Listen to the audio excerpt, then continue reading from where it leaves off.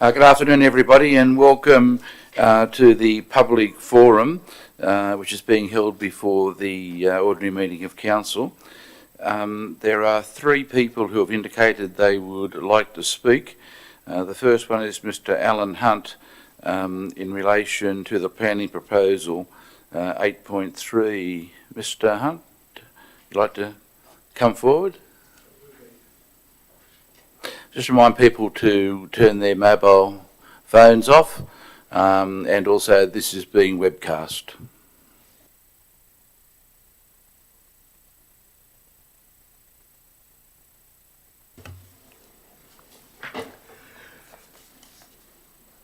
Alan Hunt is my name, and I wish to speak in relation to the proposal that the roundabout at the intersection of Yarrawal Road and Mount Broughton Road is being deleted from the current planning.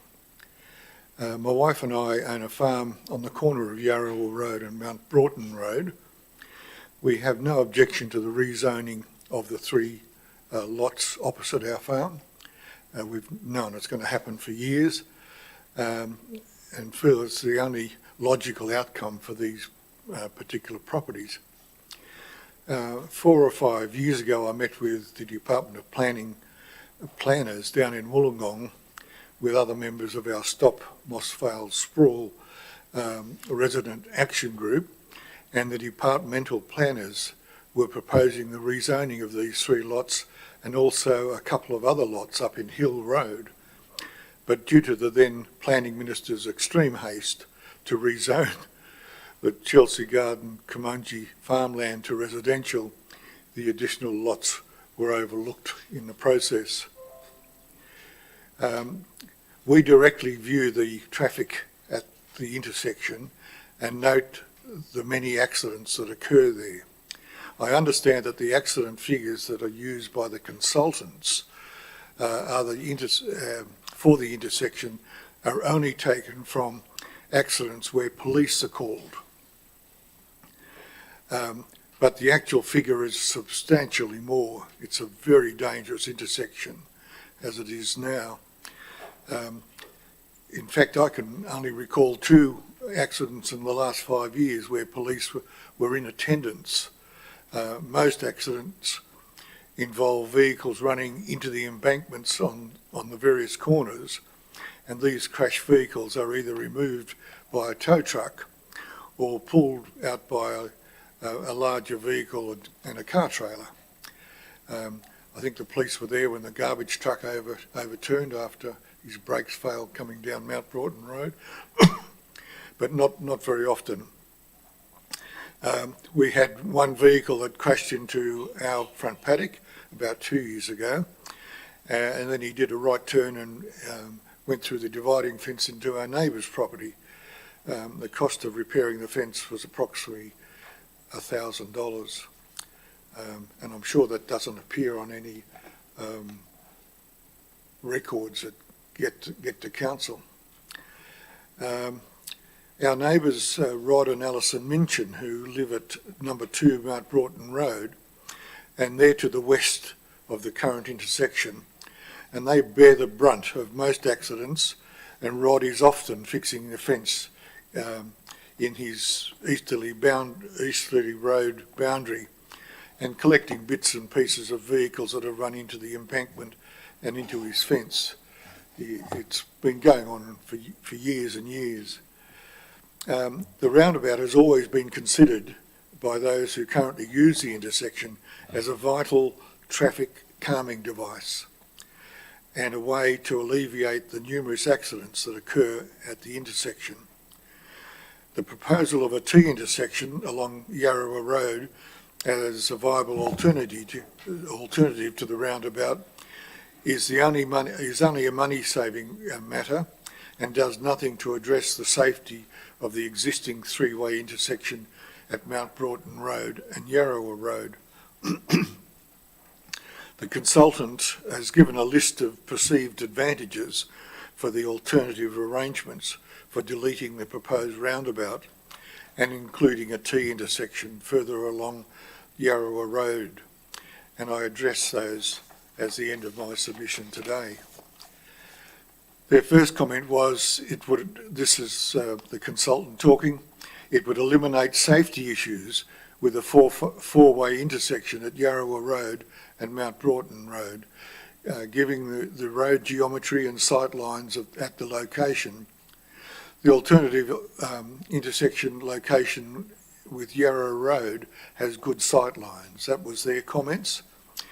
The four-way roundabout, or a four-way roundabout, is the only way of bringing traffic calming to this dangerous intersection. And at the Sheepwash Illawarra Highway roundabout is a prime example of good traffic calming and accident elimination. I might add that I spent 10 years as a volunteer with the SES Road Crash Rescue Squad, and the intersection at Sheepwash Road and Illawarra Road was one of our busiest intersections, and a number of people were killed there. But nothing seems to have happened at all since the new roundabout's been put in, and that's a four-way roundabout. The next thing the consultant says, it would assist lot design and yield if the southeastern corner of the site is used.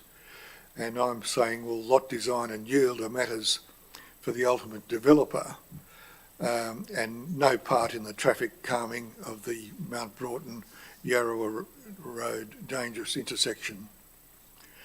The next point from the consultants, it provides access to the development independent of and not relying on Ashbourne.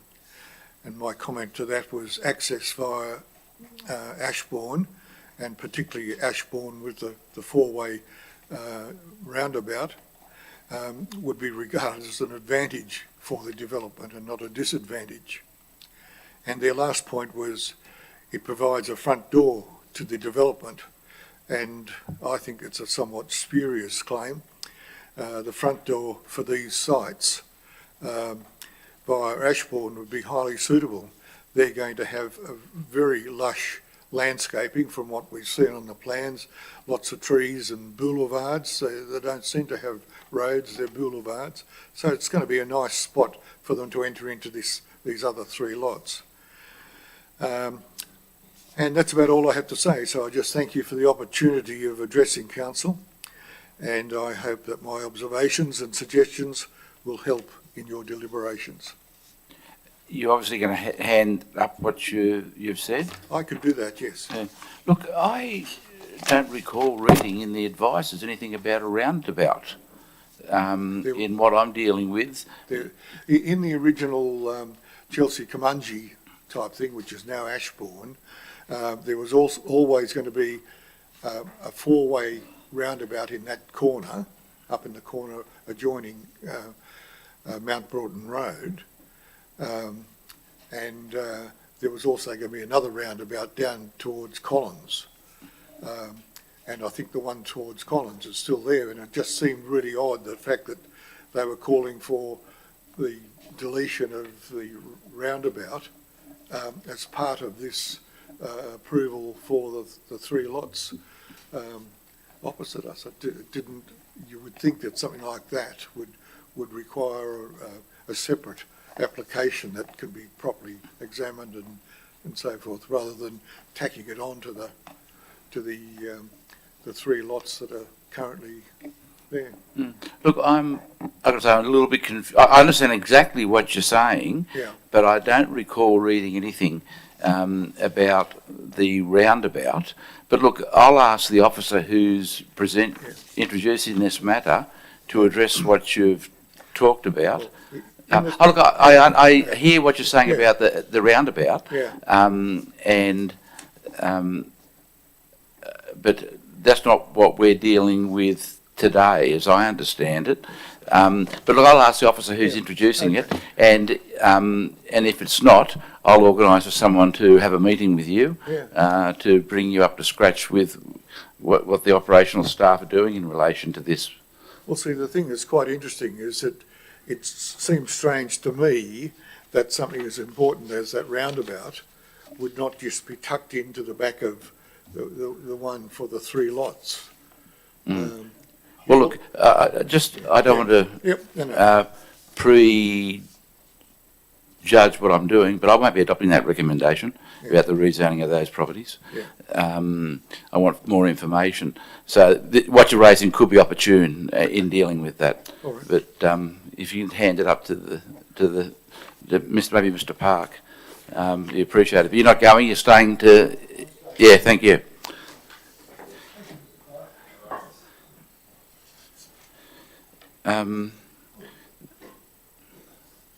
Take your time.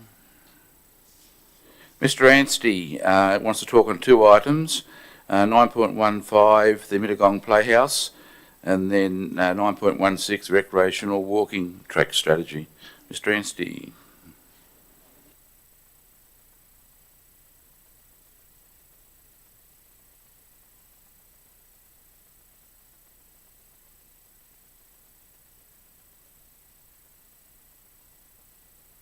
Thank you, Mr. Moe, for allowing me to speak today. The first item I want to talk about is the Mittagong Playhouse. I've been a resident down here for about 26 years, and my family, children are down here, and plus I've got grandsons down here. My concern is the amount of money that's talked about for the cost of this, and to just put you in some background, I do hold a degree in architecture. I did do my honours thesis under Professor Freeland, so I'm cognisant of heritage items. And I was involved in a partnership with Village Roadshow and Greater Union and Theatre, so I know a fair bit about what's going on. I also submitted a proposal to Goulburn Council for their Performing Arts Centre on a guaranteed maximum of 10 million. They went and did their own thing and spent over 20, and they were originally looking to spend 10. My research is just of the business papers and the documents that I see. On DA Tracker, this application was lodged with a capital investment amount of $5,020,000, which in my interpretation would have taken it to the Southern Regional Planning Panel. It subsequently came up in 28th of June this year before the local planning panel, and there's said to be a quantity surveyor's report that the cost is $4,860,000, I think it was from memory, which would allow it to go to the local planning panel. But Council's Shire Priorities document at that time said that the cost was going to be $7.5 million. We come along today and the cost is now estimated at $8,036,000. Now, you know, I just find that it's having, you know, renovated some heritage buildings and in fact had an award from this council for doing such. This is a black hole. But I understand what the community is concerned about. So I have thought it through quite deeply, and I think there's an alternative, which is somewhat simplistic. And the building is listed in 3 separate buildings. The 1899 building, the original School of Arts, is probably the most significant part of the thing. I must say also that my family does own property in commercial property in Mittagong, so I should declare that, I think. The situation that I see is that the building's got some major defects, and I think that what should happen is that the parts that were added onto the building should be removed. Now, you know, many years ago there was a building in Rose Bay that the Department of Planning owned and put for tender, and it had a lot of additions like this, and part of the Conservation Management Plan was to remove those additions. And that's cropped to my mind in recent time looking at this. Now, you know, it means if you remove those things we would get part of a town square back that the Tooth family originally donated the site for, and the School of Arts. and that would give us some retail connectivity between the streets, which is now lost. The Berrimah Heritage District Society is in that building, but I would think that, from my perspective, that they should be in Berrimah, and I would think that if the gentleman that's bought the jail was approached, if he could get them as an occupant, I think he'd probably clap his hands, because it would give him quite an impetus. The theatre on the other end, I was recently in Strahan in Tasmania, and down there's a theatre. It's a open air theatre type thing, and it's run by the Round Earth company, and it's been continually operating. It's the longest in Australia since 1994, with a show called The Ship That Never Was. Now, I think that if we were to remove the roof and probably retain some parts of the wall if they were stable, that we could create an amphitheatre thing to satisfy shows that could be done in an open air type arrangement, thereby satisfying the theatre group.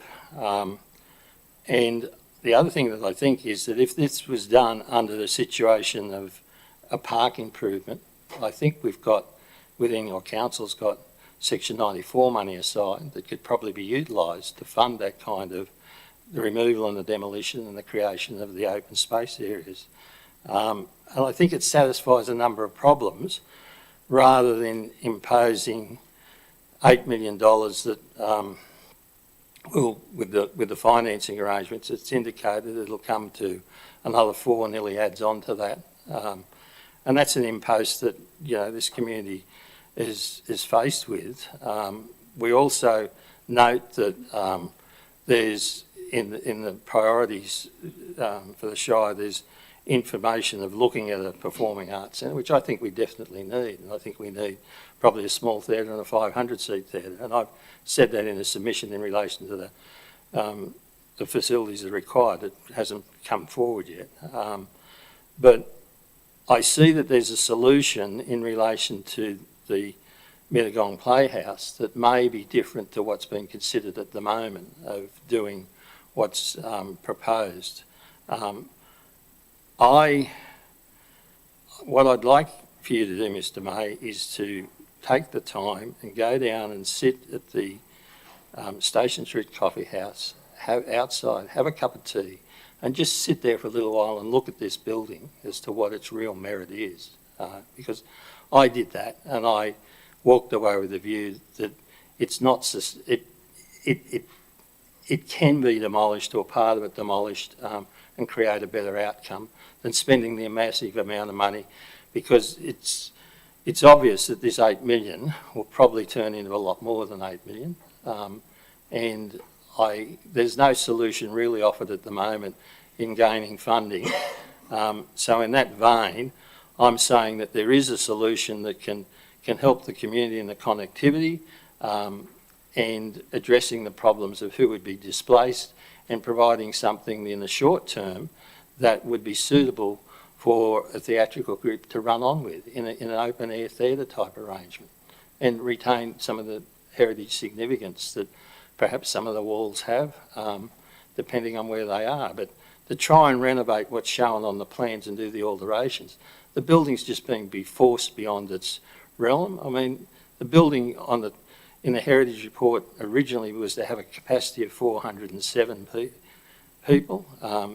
These plans are proposing something like 173. It's just too much money for what is the yield. And I'm not saying, you know, what I'm looking for is a solution that will give the community group something to work with in the short term. And having spoken to the people that are behind some of those organisations, their main thing at the moment is wanting some storage space and that sort of thing.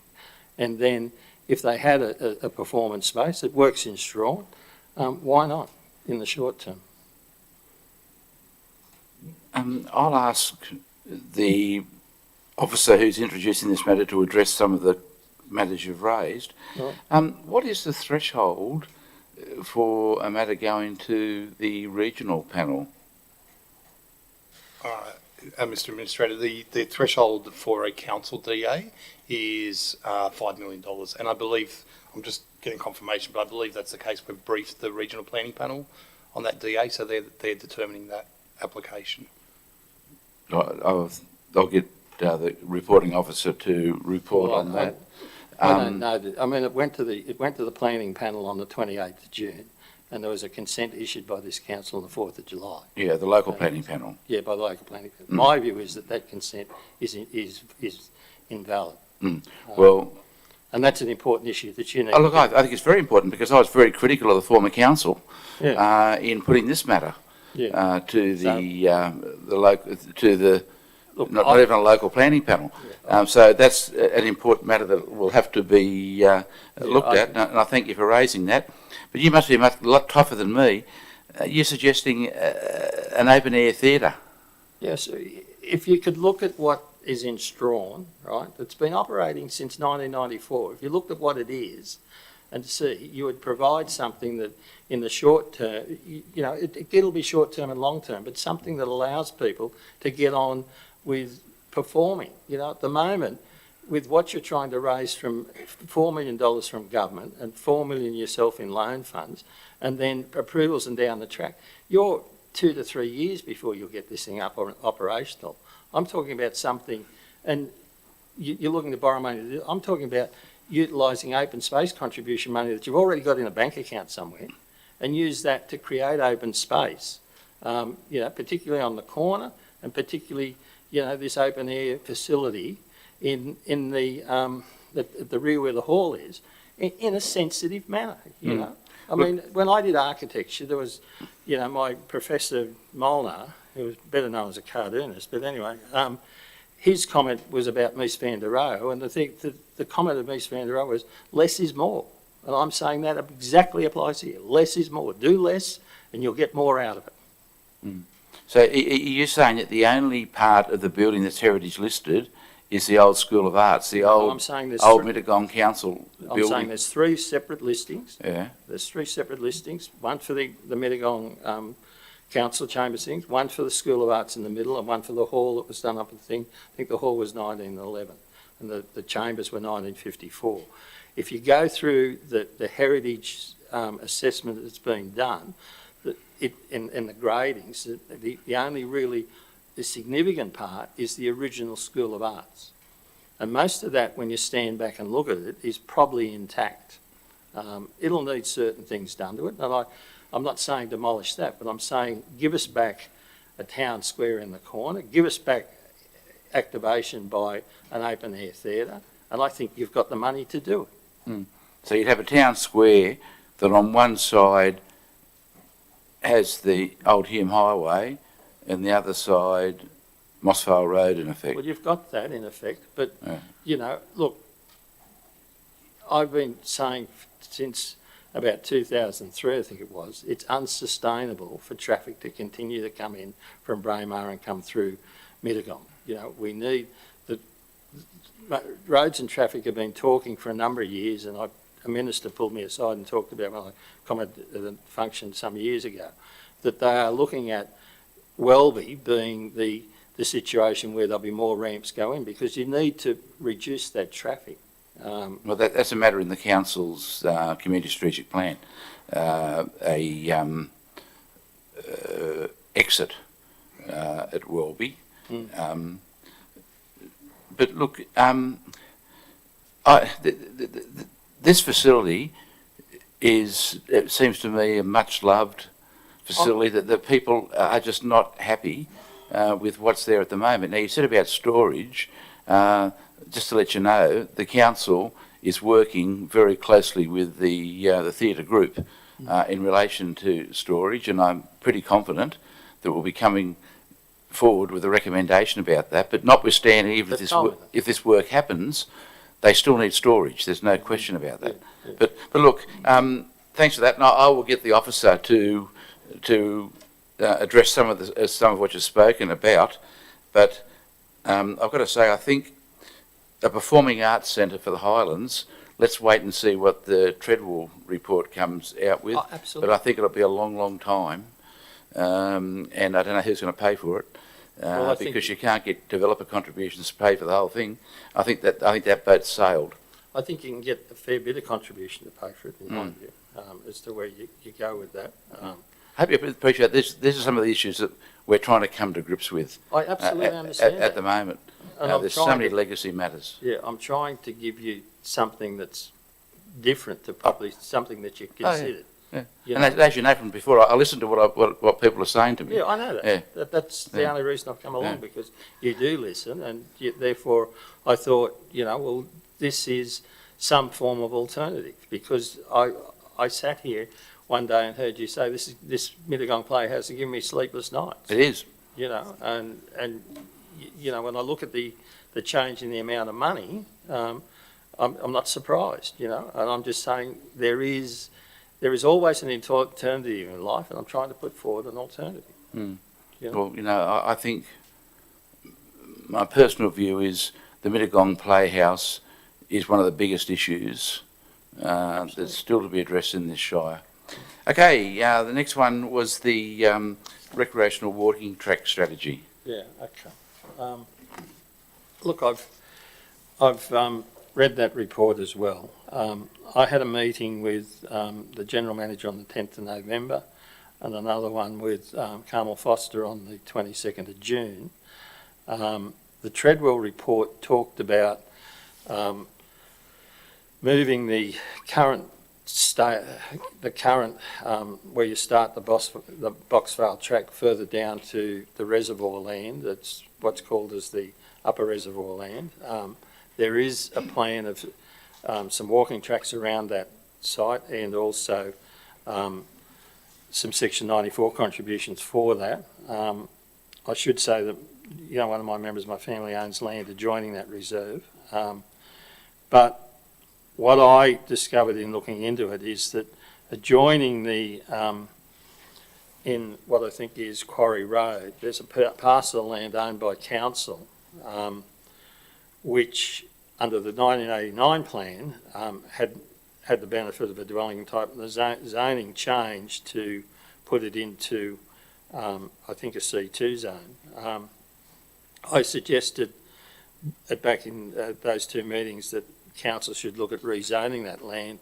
It's a couple of acres to dispose of it, to actually get money to be able to press on with the relocation of the head of the where the walking track goes, and the parking areas, and upgrade of that.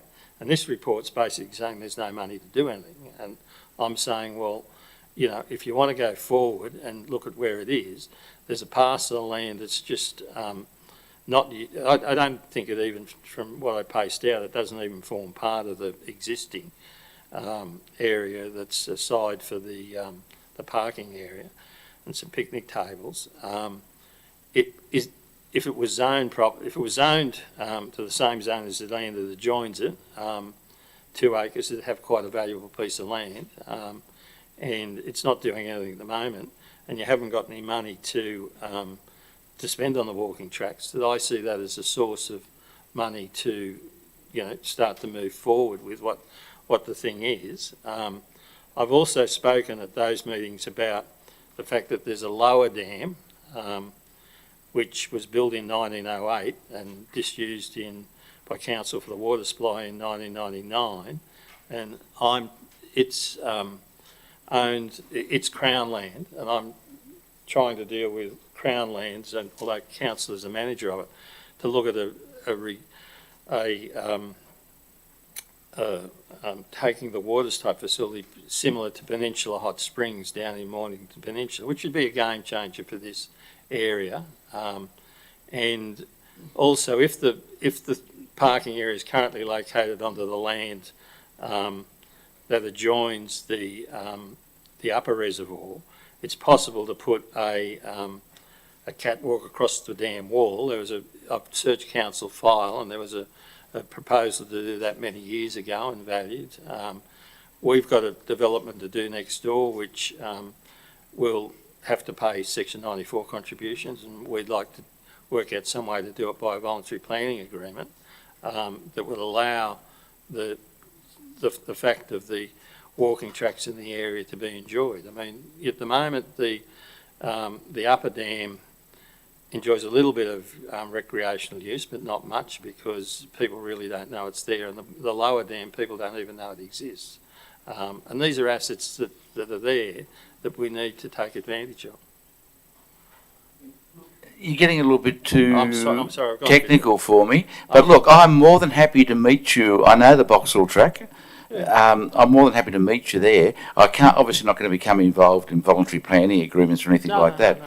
But I'm very interested in what your vision is. Well, And, I'm happy to do it. well, you know, I'll make contact with you. And, you've got my number. you know, you're right, we don't have any money to deal with some of these there is some money to deal with some of these important things, but, you know, exercise is just so important, Well, as we I all just know. think in the position that you are and the legacies you've got, we've got to think outside the square. And, that's in both these items, that's what I'm trying to promote. Yeah. And the council owns this 2 acres in fee simple? Yeah. And what do you think I've that's given zoned a copy as? of the title search to the general manager and to Carmel, but I've probably got a copy of it here. all right, look, I'm more than happy to meet you. Yeah, if you meet me, I'll be able to give you a copy of that title search and show you some of the vision. You know, if there are opportunities from left field to address some of this stuff, they should be explored. Well, that's my view. Okay, thanks very much for that. Thank you for your time. And we go straight into council. Look, I think we'll go straight into to open council.